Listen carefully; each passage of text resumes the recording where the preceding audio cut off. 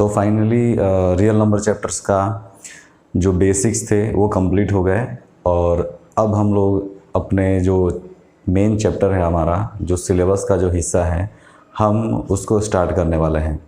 तो real number chapter हमारा first chapter है क्लास 10th का। तो उसके बेसिक्स हमने पिछले वीडियोज़ में देखे होंगे। आपने अगर उन वीडियोज़ को नहीं देखा है तो पहले आप उन वीडियोज़ को देखिए। सबसे पहले आपका बेसिक्स मजबूत होना चाहिए, अपने बेसिक्स को इम्प्रूव करिए, तब जा कर के आप आगे की आने वाली चीज़ों को अच्छे से समझ पाएंगे। तो मेरा ये सजेशन होगा कि अगर आपने वीडियो नहीं देखा है तो पहले उन वीडियोज़ को देख लीजिए। तो फिलहाल हम लोग यहाँ पे फर्स्ट चैप्टर स्टार्ट करने वाले हैं क्लास 10 का, जिसका नाम है रियल नंबर। रियल नंबर में हम लोग बहुत सारी प्रॉपर्टीज़ और डिफरेंट एक्सियम्स को हम लोग देखेंगे, कुछ लेमा देखेंगे। लेकिन चैप्टर के अंदर जाने से पहले मुझे लग रहा है कि आपको कुछ चीज़ें बतानी चाहिए, जैसे कि लेमा क्या होता है, पोस्टुलेट क्या होता है और एक्सियम्स क्या होते हैं। क्योंकि फर्स्ट चैप्टर में बहुत सारा आपको लेमा पढ़ने को मिलेगा और बहुत सारे ऐसे अननोन टर्म्स मिलने वाले हैं, जैसे एल्गोरिथम क्या होता है। तो ये सब कम से कम बेसिक चीज़ें हैं जो आपको पता होनी चाहिए, तब आपको उसका एक्चुअल मीनिंग समझ में आएगा। तो सबसे पहले स्टार्ट करते हैं लेमा। तो लेमा क्या होता है? Lemma is a proven statement used to prove another statement. यानी लेमा क्या होता है? एक प्रूवन स्टेटमेंट होता है, ऑलरेडी प्रूव्ड होता है वो, यानी उसको हम दोबारा प्रूफ नहीं करते या फिर उसके प्रूफ पे कोई सवाल खड़ा नहीं करते कि वो कैसे हुआ। उसको हम ऐसे ही एक्सेप्ट कर लेते हैं अपने लॉजिक्स के हेल्प से।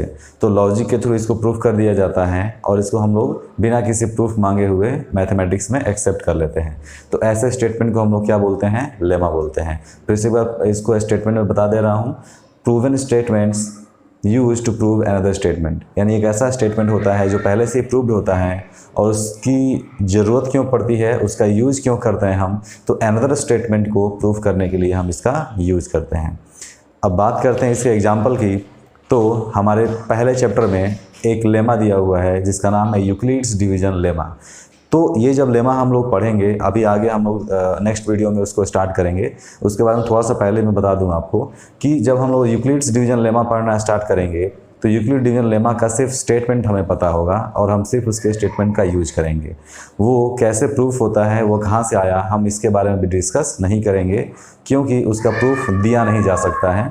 लेमा है तो लेमा क्या है? ऑलरेडी प्रूवन स्टेटमेंट है। ओके, तो ये था आपका लेमा। अब इसी के सिमिलर एक और वर्ड होता है पोस्टुलेट्स। पोस्टुलेट्स क्या होते हैं? तो अगेन स्टेटमेंट, इसका जो डिफिनीशन होगा सेम होगा।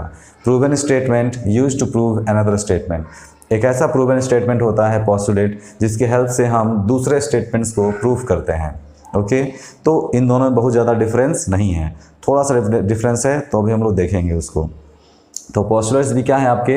Proven statements, already proven statement. यानी यहाँ भी जब भी किसी स्टेटमेंट के आगे पीछे कहीं पोस्टुलेट लगा हो तो हम उसके प्रूफ पे चर्चा नहीं करते, उसके प्रूफ पे सवाल खड़ा नहीं करते कि इसको प्रूफ करो कैसे आया, क्योंकि वो पोस्टुलेट है, लॉजिक्स के थ्रू उसको हमने मैथमेटिक्स में एक्सेप्ट कर लिया है।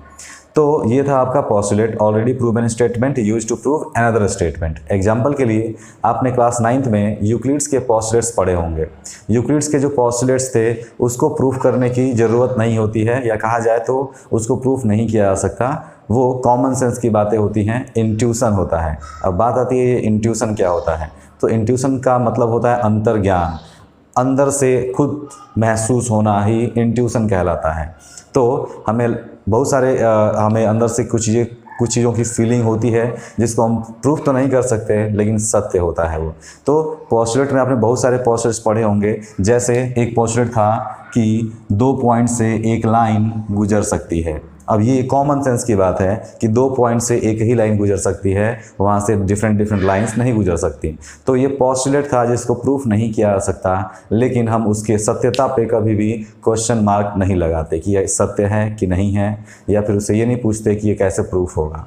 तो ये था आपका पोस्टुलेट। तो दोनों लगभग सेम है, हल्का सा डिफरेंस है, वो भी लास्ट में हम लोग डिस्कस करेंगे। इन्हीं से मिलता जुलता एक और स्टेटमेंट होता है एक्सियम्स। तो एक्सियम्स क्या होते हैं? तो सेम वही डिफिनीशन, लेकिन मैंने इसके डिफिनीशन को थोड़ा सा मॉडिफाई किया है, चेंज किया है। तो इसका नॉर्मल स्टेटमेंट आप ये भी दे सकते हैं, proven statements used to prove another statements are called axioms. Okay, लेकिन यहाँ पे थोड़ा सा डिफरेंट पढ़ेंगे। एग्जाम्स क्या हैं? Proven statement which need not any proof, ऐसे प्रूवन स्टेटमेंट जिनको प्रूफ की ज़रूरत नहीं होती। Taken as starting point in an argument, in an argument, यानी in an argument to prove another statement. जब हमें किसी अनदर स्टेटमेंट को प्रूव करना होता है तो पहले हम एक आर्गूमेंट, एक डिस्कशन स्टार्ट करते हैं। तो ये एग्जाम्स क्या होते हैं? वही स्टार्टिंग पॉइंट होते हैं। ओके, तो एग्जाम्स क्या होते हैं? किसी भी स्टेटमेंट को प्रूव करने के लिए जो लॉजिक, जो डिस्कशन हम करते हैं, उन्हीं का स्टार्टिंग पॉइंट होता है।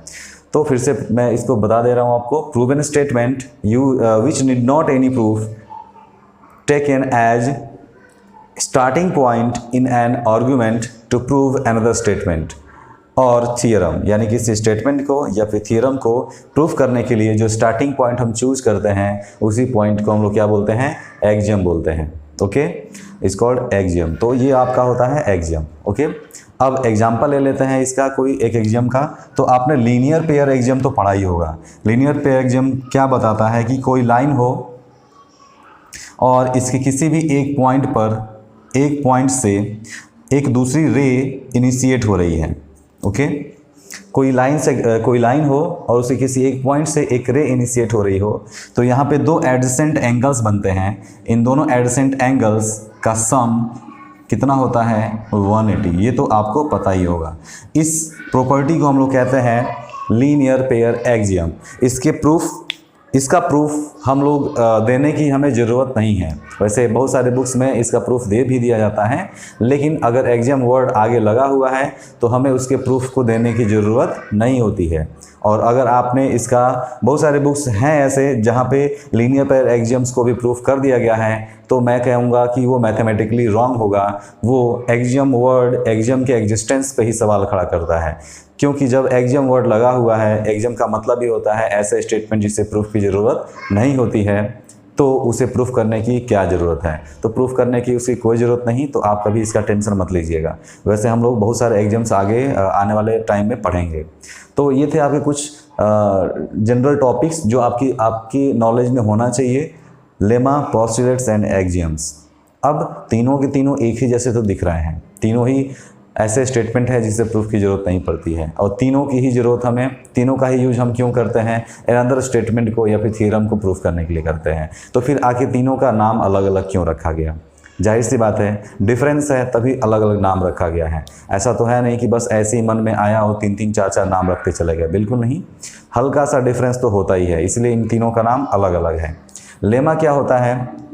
लेमा प्रूवन स्टेटमेंट होता है, लेकिन ये यूज कहाँ किया जाता है? अरिथमेटिक में। अरिथमेटिक यानी लेमा वर्ड का यूज हम अक्सर अरिथमेटिक के फील्ड में करते हैं। अरिथमेटिक के फील्ड में अगर कोई स्टेटमेंट है जिसका प्रूफ नहीं है और उसको सत्य मान लिया गया है, तो उस स्टेटमेंट को हम लोग लेमा के नाम से जानेंगे, जैसा कि अभी हम लोग नेक्स्ट टॉपिक में पढ़ेंगे, यूक्लिड्स डिवीजन लेमा। ओके, तो ये आपका एक एग्जाम्पल था। तो ये लेमा जो है वो अरिथमेटिक के लिए यूज किया जाता है। और पोस्टुलेट तो आपको शायद पता चल गया होगा। पोस्टुलेट का जब मैंने एग्जांपल लिया था तो मैंने बोला था कि यूक्लिड्स ज्योमेट्री में आपने पढ़ा होगा यूक्लिड्स के पोस्टुलेट्स। तो ये पोस्टुलेट्स कहाँ पे यूज किए जाते हैं? तो ये स्पेशलाइज्ड होते हैं ज्योमेट्री के लिए, यानी ज्योमेट्री सब्जेक्ट में, मैथमेटिक्स का एक ब्रांच है ज्योमेट्री में ऐसे स्टेटमेंट जिसे प्रूफ की ज़रूरत नहीं होती है, हम उसे पोस्टुलेट बोलते हैं। तो ये दोनों में डिफरेंस है। अब बात आती है एक्सियम्स। तो फिर एक्सियम्स क्या हैं? एक्सियम्स कहाँ पे यूज होते हैं? तो एक्सियम्स का कोई स्पेशल एरिया नहीं है। Axioms through out mathematics,